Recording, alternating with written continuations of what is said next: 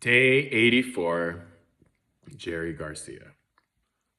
I'm going to say this once. I'm probably going to say it again. By no means do I mean to, or am I attempting to encompass or even put any kind of decent stab into summarizing Jerry Garcia's legacy. Okay? Not in this little 3-minute video that I'm making.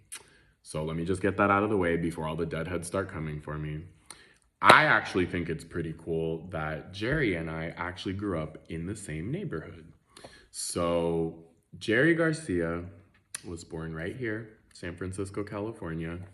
And he's actually not Latino. Like Garcia comes from Spain. His father was from Spain, had Spanish ancestry, and then I think his mother was like Swedish and Irish.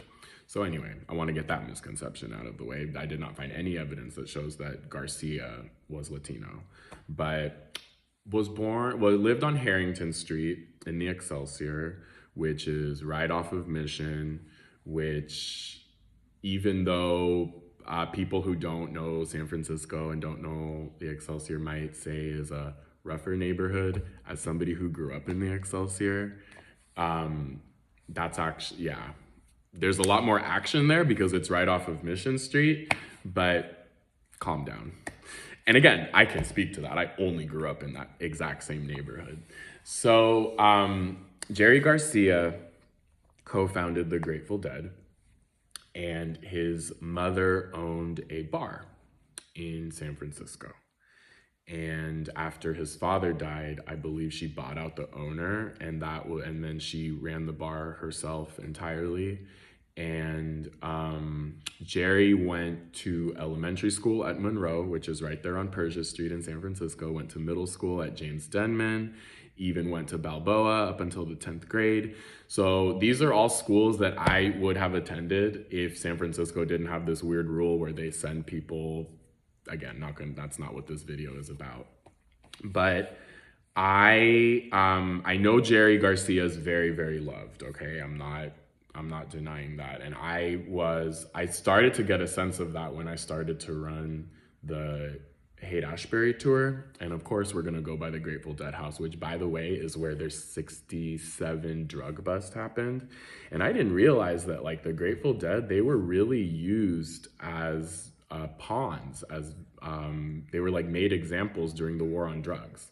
So Jerry Garcia was arrested many times, multiple times for drug possession, but he was not arrested in the raid that I talked about.